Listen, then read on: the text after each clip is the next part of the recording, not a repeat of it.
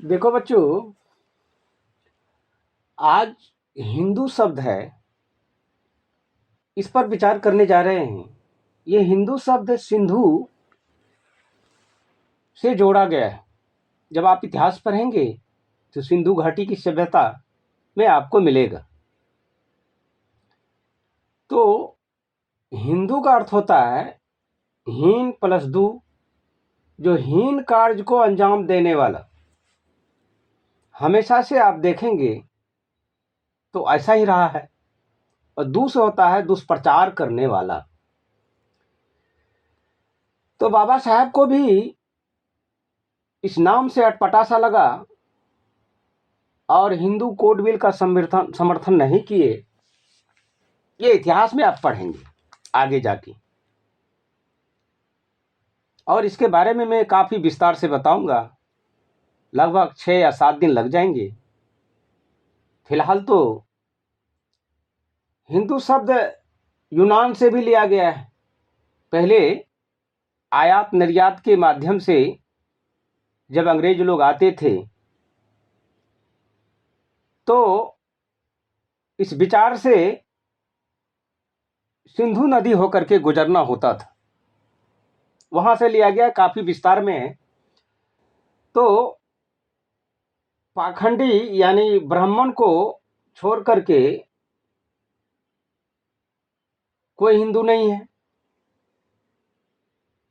जो 38-40 जातियां हैं वो हिंदू नहीं है, बाकी भारत के मूल निवासी हैं। और इतिहास को छापने में पाखंडी ने काफी जोर लगाया कि किसी तरह से दबा दिया जाए। तो बाबा साहब उस टाइम में भी नहीं दबे थे। काफी किताबें छप चुकी थी, लेकिन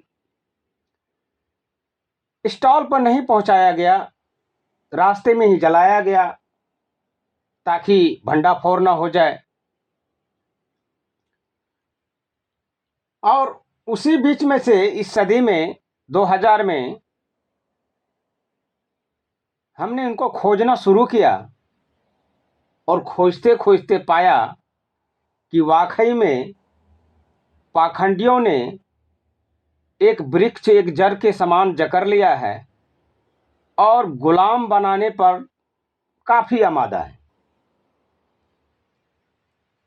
जिसको शुरू से नर नारियों को अनपढ़ रखा और समाज में गरीब रखा, जड़ जमीन बेदखल करवाने का काम हमेशा से करते आ रहा है।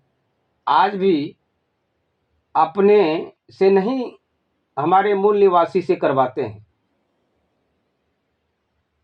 जिसे पढ़े लिखे अनपढ़ स्वार्थी, पढ़े लिखे स्वार्थी अनपढ़ का संज्ञा दिया गया है। तो वो कौन करते हैं? जो पढ़े लिखे मूर्ख होते हैं। पढ़े लिखे में भी मूर्ख होता है, क्योंकि वो जानते नहीं हैं असलियत को। आज भी पढ़े लिखे गुलाम हैं जो इस प्रथा को ढो रहे हैं।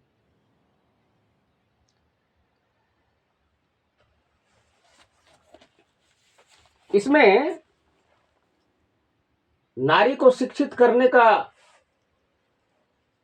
जो बीड़ा बाबा साहब ने उठाए थे और माता सावित्रीबाई फूले का नेक कदम हम सब बच्चों पर एक कृपा है। पाखंड अनबरवाद को बढ़ावा देना, झूठ फैलाना, फरेब करना, गुलाम बना कर रखना, गरीब बना के रखना, ऊंच नीच का भेदभाव फैलाना, सही शिक्षा में अड़चन डालना, अड़चन पैदा करना, दूसरे धर्म को नीचा दिखाना, अपने मन की बड़ाई करना, जबरन हिंदू कहने का ढोंग करना। जबकि भगवान बाबा साहब अम्बेडकर जी को भी ये यातना झेलनी पड़ी थी। इसलिए बाबा साहब अम्बेडकर से हमेशा जलते हुए पाखंडी आए कि कहीं भेद न खुल जाए। तो जो भेद जान जाएंगे बच्चे, वही भगवान है। अब लोग कहते हैं कि हर कण कण में भगवान है। किस घर में बच्चे नहीं होंगे? बच्चे भी भगवान हैं। नारी देवी है, पुरुष भगवान है। किससे है? कर्म से है। यही बाबा साहब समझाए कि शिक्षित बनोगे, पढ़ोगे लिखोगे, बनोगे नवाब, खेलोगे कूदोगे, होगे खराब। तो ये जो 38 जातियां हैं, ये खेलने कूदने में समय व्यर्थ कर दिए, इसलिए ऐसा ताना सुनने को मिल रहा है। क्योंकि अगर सांप को अगर दूध पिलाएंगे तो उसकी प्रजाति अलग है, क्या वो डसना छोड़ देंगे क्या? लेकिन पाखंडी क्या करते हैं? नहीं, ये ऐसा है, ये ऐसा है। मैं ज्यादा नहीं जानना चाहता, क्योंकि होता रहा है। आपने गली में, सड़कों पर, कुचियारों में देखा होगा। तो आप अपने आत्मा पर बैठाएंगे कि क्या ये गलत नहीं है, तो पता पड़ेगा गलत है। जब बाबा साहब को उस टाइम में गलत दिखाई दिए, क्योंकि वो सत्पुरुष थे, तो स्वतः है उसके मार्ग पर चलने वाले संतान को बुरा तो लगेगा। ये है लड़ने का तरीका और हिंदू धर्म का असलियत।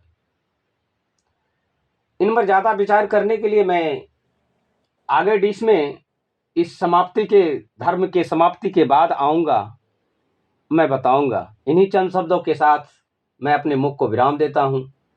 जय भीम, जय भारत, जय रविदास, नमो बुद्धाय।